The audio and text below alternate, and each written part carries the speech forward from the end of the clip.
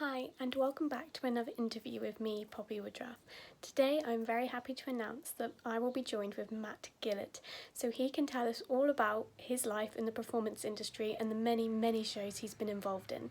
I hope you enjoy.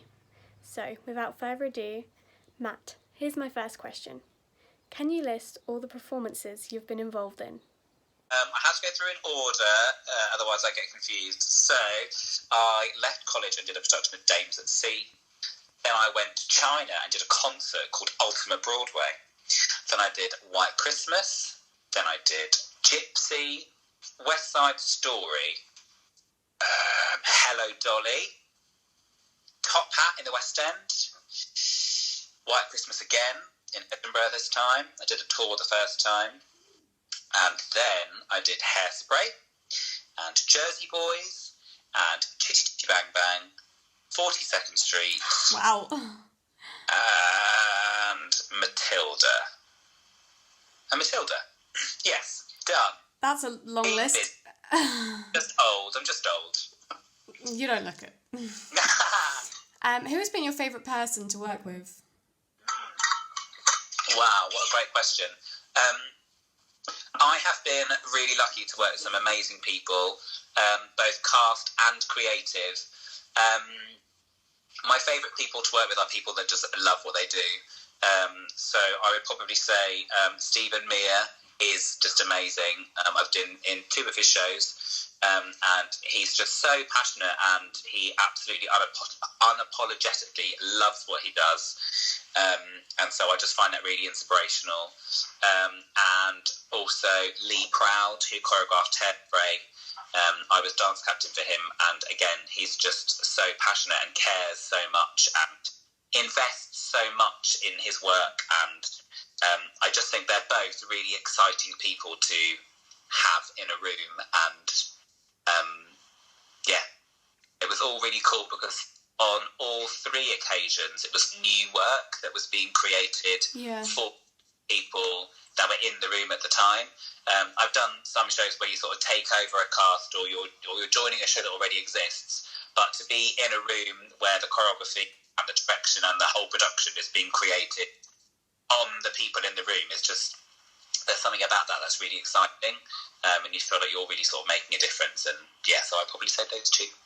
Great. Have you ever had an embarrassing moment on stage? Oh, yeah, of course. It's hilarious. I've fallen over a couple of times. I fell over a couple of times in Top Hat in the West End because we had a big rape stage. But you just stand up really quickly and hope no one sees. The very best thing, though, I think that's happened is when I was in Chitty Chitty Bang Bang, I played the child catcher. And there was a section where I sort of jumped out of a window. I was attached to this big sort of rope wire thing. Jumped out the window like this and tried to swipe some children and put them in a cage.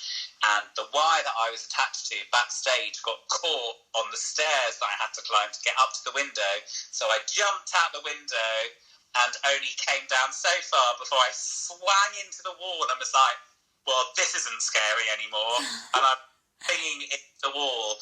It felt like about half an hour. It was probably about 3.5 seconds. And I was like, well, now I'm not scary. Now I feel like George the Jungle. Watch out for that tree. And Well, it's the recovery that counts. Well, I tried to make it scary and then got hooked up and flown out into the sky and sat on my swing 40 feet in the air and was like, oh, no. That is quite funny, actually. That's a really good one. That's a good one. It was a really good one. If you could play any part on stage, what would it be? The part I would love to play on stage is Bert in Mary Poppins, namely because I want to tap dance upside down. And I just love it. It's one of my childhood favourites. I love the music. I love the story. I love the choreography. It's always been top of my list. It always has been. It probably always will be, even though I'm probably a little bit old for it now. But there's always still a chance. Dream. Yeah. What has been your biggest achievement? Oh. What's been my biggest achievement? I think my biggest achievement is doing it. It's like just doing what I've always wanted to do. I think that... It's like a life achievement. Yeah, I wouldn't say that like I've got one thing that I've achieved. Like I've not won any awards or anything like that. But I don't know. Even if I had, I think the fact that I've made it in inverted commas is just really cool. And I think that I've been dancing since I was 3, and so the goal has always been to be a professional or to work on the West End, and I've done those things. And I think that just sort of being able to attain a life goal, whether that's work in the West End or work with someone in particular, which I've also done. And yeah, I think just being able to say that that's my job. Yeah. What's your occupation? I'm an actor. I think that's probably my biggest achievement, because I know that it's taken so much hard work and money, time and effort and blood, sweat and tears to get there. So I think sticking with it and achieving that dream, I think. So probably all of it and none of it in particular. Well, yeah, because I know that's, for me, that's the dream. So I completely back you up on that one. How do you prepare for your performances? I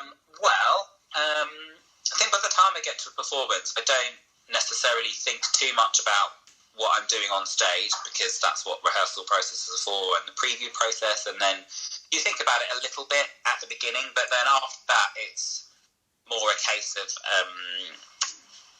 what's the word? Not upkeeping. Another word. I know what you mean.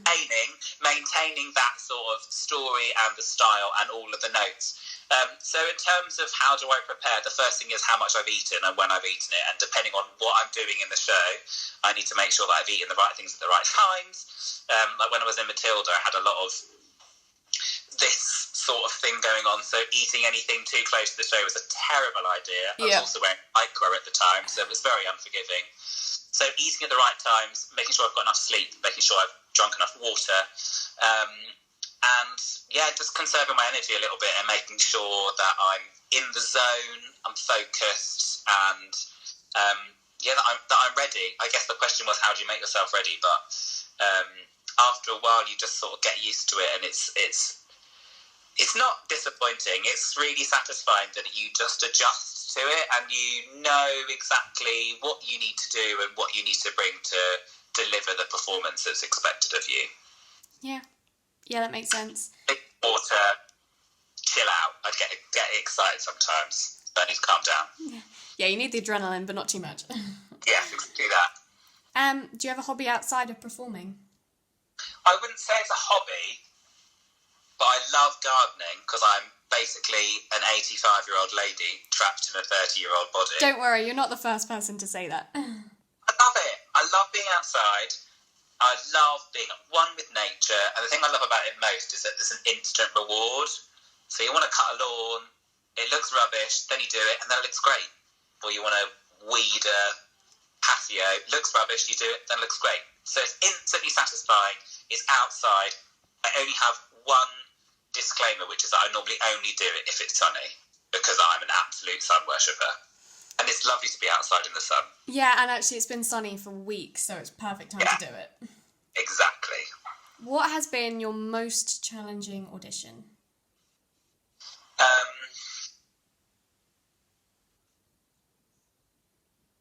Probably the ones that go on the longest. So Matilda, I think I went in for 9 different times. Wow.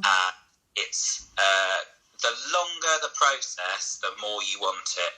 And I find in myself, the more I want it, the more desperate I become, and then the more likely I am to stupid mistake.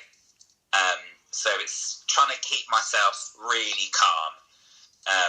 I almost have to go the other way sometimes and just be like, yeah, whatever, because I know that mindset calms myself down, and then I do a good job. Yeah. I have to make sure I don't then go, I'm not going to care, and then it looked like I don't care. I have to really strike the balance between doing that in my head so that I stay calm, so I do a good job. But yeah, Matilda was tough, because it was a lot of singing and a lot of dancing for me. A lot of material. I had to learn a lot of scenes, so yeah, 9 times over the course of sort of 4 or 5 weeks, and every time you go, yeah, you've got a recall, you're like, yes, and then the pressure builds a little bit more. So I'd say the hardest audition process is, Matilda's a good example, but anything that goes on for a long time. I auditioned for something recently that went on for many months, and I was like, and so yeah, it's all because you care, isn't it? You get so invested in, you want to do a good job, not to disappoint the panel or yourself or whatever. So I think the long audition processes are really tough, and that includes, you know, if you then get to the final and then you have that long wait. Yeah, because you want to know it's all been worth it. Exactly. So, like, I auditioned for Mary Poppins last year. Last year. And the whole process from my first audition to finding out when the process had finished was 12 weeks. So I had my first 12 weeks after that. I got told that it was a no and I hadn't got it. But because like 3 whole months you sort of create the dream and you go, oh, it would be great if I got this because of blah, blah, blah, blah, blah. And so it's a harder pill to swallow the longer it's been left, because you're like, oh, it could have been so good. And so that's quite hard. The longer ones, I would say. Yeah. Well, my final question for you is quite a vast one. Do you have any advice for anyone who's trying to break into the industry? Advice to anyone breaking into the industry is that, I don't want to say it's really hard. It is really hard, but that's not really advice. The advice is to just make sure you love it all the time. And if you love it, it will never feel like too much hard work, because it is hard work. I would say the advice is, especially at the moment, to make sure you've done your research, and that doesn't stop at it being to something specific. Research all of it. There are so many shows you can watch on YouTube or online, or paying for different things. Like, we watched Fleabag the other day and it was amazing. I actually saw it in the theatre, but like, you can pay for stuff, you can stream stuff, you can also watch so many things on YouTube, like clips of old films, black and white stuff, Gene Kelly, Fred Astaire, the Nicholas brothers, like all these amazing people, Bob Fosse, Bob Avian, like Michael Kidd, all these amazing people that choreographed stuff years ago that inform the stuff these days. And that's just the choreographers. That's before you go into like directors of plays and of films and of music and other shows of the songs that your favourite composers have written. Like, I think knowledge is power, and the more that you know, the better prepared that you'll be. You know, when that audition comes through and you've got to sing a song in the style of this show, and you're like, I've never heard of that show, you've got a whole bunch of work to do before you can even find the song, to cut the song, to stick it together, to print it out, to learn it. But if you've done all that work before, just because you're interested and you love it, you can then spend more time on your material, and then you're going to do a better job. So I say, research is key, knowledge is power, and passion makes the whole thing a hell of a lot easier. Well, yeah. Is that good? I don't know. Yeah, it really is, yeah. Well, thank you so much for interviewing with me. I really appreciate it. No problem. And who knows, paths may cross again at some point. Who knows? Whenever we're allowed out of our houses, we never know. Yeah, I may see you on stage again at some point. You've done an awful lot. It won't be too long. Right, I wish you all the best then. Thank you. Bye. No worries. Take care. Bye. Everyone. If you like this video, then please like, comment and subscribe so you can be aware when my next one's up.